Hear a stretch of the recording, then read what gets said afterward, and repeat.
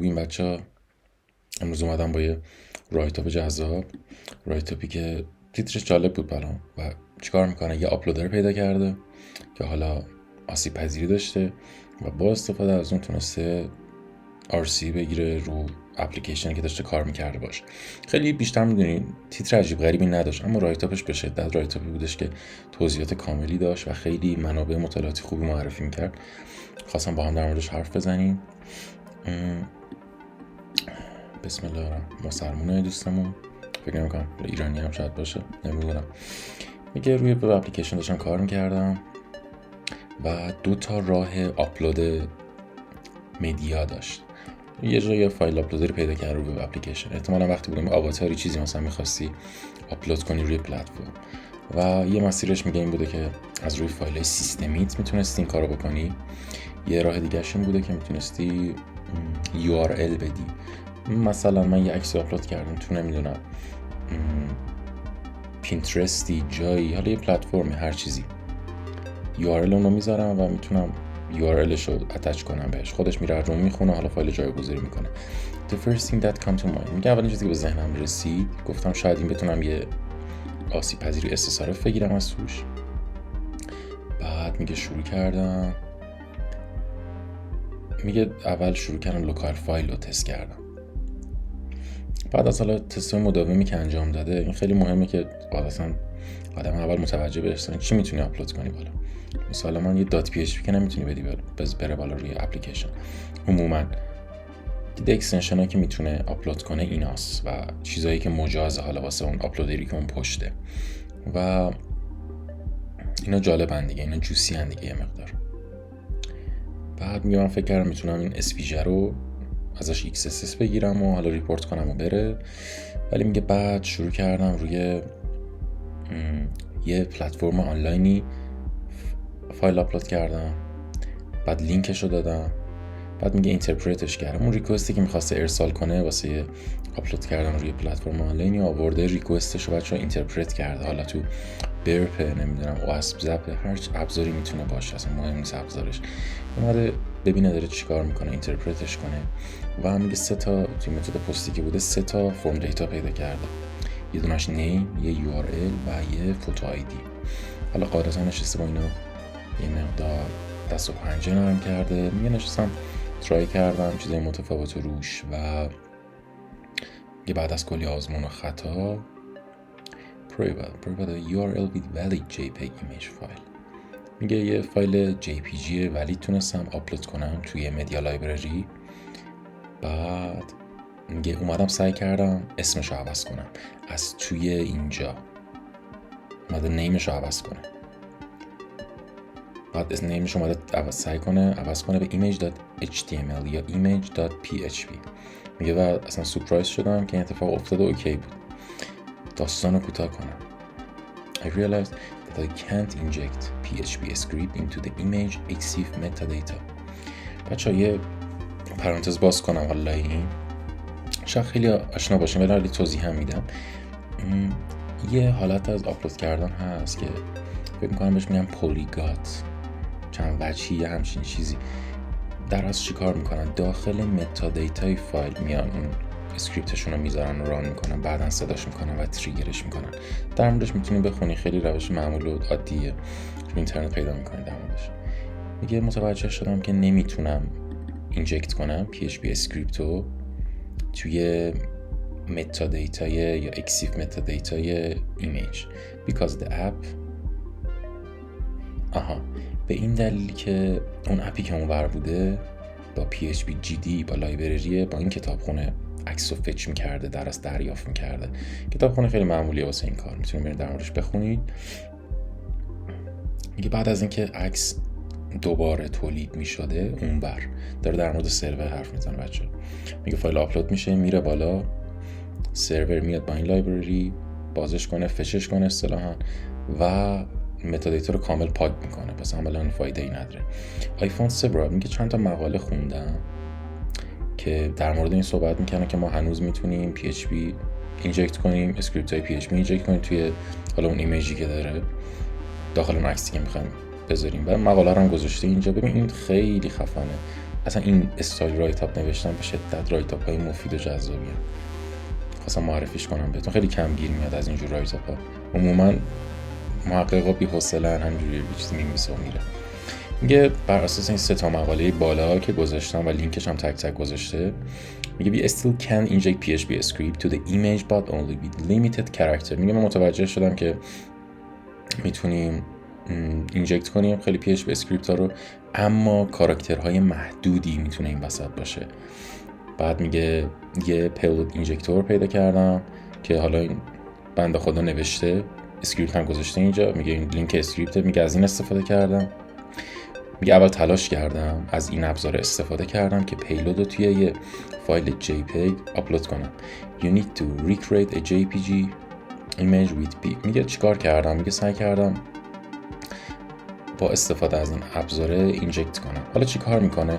بچه اتفاقی که میافتاد چی بود؟ میگفتیم این لایبرری میاد شروع میکنه، بعد از اینکه فچ میکنه دیتا رو، متا دیتا رو میگیره پاک میکنه.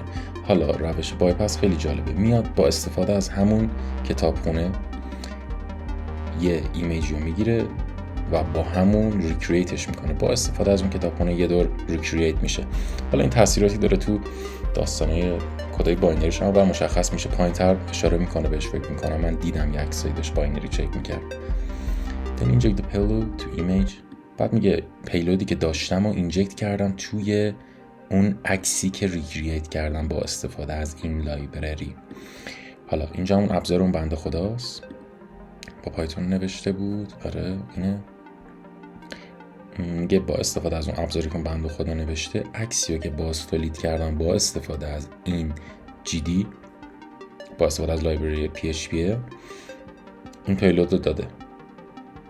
یه POC کوچولو دیگه این برگردونه، یعنی اینکه RC انجام شده و گفتش هم بالا گفت کاراکترهای محدودی ما میتونیم بدیم، یعنی پیلود خیلی بزرگی نمیتونست بنویسه، فقط میخواد تست بگیره ببینه چه اتفاقی میفته. بعد اینو با استفاده از این ابزار اینجکت میکنه و خروجی که بهش میده اینه. پس چی شد؟ بچه‌ها عکسو گرفت با GDPHP یه دور ریکرییتش کرد، دوباره شد این فایل، یعنی خروجیه. بعد با استفاده از این ابزار این عکسی که باز تولید شده بود و این پیلود رو اینجکت کرد داخلش و خروجی فایل شد این.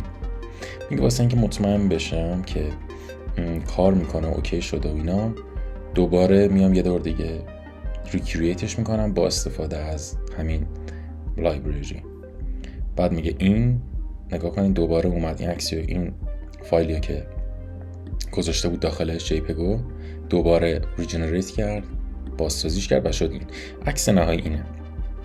فکر میکنم دیگه کاری دیگه باش نمیکنه. نه نمیکنه. میگه بیایم مقایسه کنیم باینریشو اینو این آخرین ریکرییتی که انجام داد. میگه من از ویبین دیف استفاده میکنم واسه خوندنش. هر ابزاری میتونی استفاده کنین. نکنین پیلود اینجا کاملا اوکی انجام شده، هیچ مشکلی نداره. The injector right back. میگه اینجکتور با آقای فلانی نوشتتش، کاری که میکنه will inject your provided payload. میگه پیلودی که بهش میدین و توی فایل A، میگه توی یه فایل JPEG میده بالا. This is only working if your target are. میگه این حالت، این چیزی که این بنده خدا نوشته، پیلودی که این نوشته، چیزی که اینجکتوری که این نوشته، وقتی کار میکنه که از اون بر اپلیکیشن، حالا اون وب سروری که باش طرفیم، اون اپلیکه هست، با کوالیتی دیفالت که میشه حالت کیفیت استانداردی که آپلود شده از اون بر فچ بشه و حالا ریکرییت بشه، اصطلاحاً سمت سرور و استور بشه. میگه اگرچه روی تارگت من it covered the image with quality 19. میگفتش با کوالیتی 90 تو اپی که من کار میکردم، یعنی تغییر میداده، کوالیتی عوض میشده. بعد میگه همین دلیل کار نکرد و میزد پاک میکردمش. The first attempt with payload on JPG image. میگه تلاشی که کردم فیل شد. So I try payload by. میگه یه چیزی که پیدا کردم، یه پیلودی پیدا کردم که الان بنده خدا نوشته که با گیف فایلا شروع میکنه اینجکت میکنه. حالا چیکار میکنه؟ جیف ایمیج فایل on his article. حالا مقاله نوشته در موردش، یه POC هم گذاشته که آقا این کار میکنه با این پیلود. یعنی شروع میکنه PHP اینفو رو کامنت میکنه، دستورش رو میده، فرمانش رو ارسال میکنه به سرور. finally this is what I got after upload POC. میگه فایل هم گذاشته، بنده خدای حالا اومده احتمالاً در موردش این محقق صحبت کرده، مقالم نوشته و یه POC فایلی گذاشته که با گیف بوده. بعد میگه من اونو برداشتم و جاگذاری کردم و این حرفا و فرم دیتا اون بالا بودش 3 تا پارامتر. نیمو عوض کرده به test.php نکنی رو اندپوینت و برگردونده بچه نکنی اینجا دیتای PHP اینفو رو کامل برگردونده و میگه اگه میخوای استفاده کنی از این مثلا short open tag، میگه اگه میخوای از این گیف میتونین استفاده کنیم، بنده خدا گذاشته واسه دانلود و ست اینجا میتونین کامنتتون رو بذارین، کامنتی که میخواین رو ارسال کنین. میگه ریپورتش کردم و همه چی اوکی شد. میگه که من متوجه شدم که این مقدار بیشتر نشستم در مورد این خوندم. میگه یه مقدار بیشتر نشستم در مورد این خوندم و در مورد لایبرری PHP GD just want to know how many bytes. میخواستم متوجه بشم که میتونم چند تا بایت رو بذارم، چون لیمیت بود دیگه، گفتش محدودیت داره. میگه بعد از تست های متفاوت و تست کردن فایل JPG و GIF متوجه شدم که واسه فایل JPG فقط 13 بایت میتونه اینجکت کنه و اما روی فایل GIF بیشتر میتونه، حالا تعدادش رو نگفته، بیشتر میشه مانور داد اینجا، پیلود بزرگتری میشه نوشته اینجا. بعد در مورد این صحبت میکنه که بچه یه داستانی که فایل GIF دارن، اتفاقی که رخ میده نال بایت بلاک میکنه، یعنی بایت هایی که خالیان رو اصطلاحاً شروع میکنه بلاک کردن. I found that the GIF image with the Netscape Looping application extension have this. بچه چیه این؟ یه اکستنشنی که عموما استفاده میشه واسه ویو کردن و خوندن فایل GIF on the web بیشتر فکر میکنه. میگه معروف ترینشه اپلیکیشنیه که این کار انجام میده روی براوزرها و GIF viewerها. This is example GIF image that has Netscape Looping application extension. میگه این مثالم ازش گذاشتم که چه اتفاقی میفته. میگه اگه ما بازسازی کنیم GIF image رو با استفاده از اون لایبرری PHP بالا the null byte block not removed. اتفاقی که میفته چیه بچه؟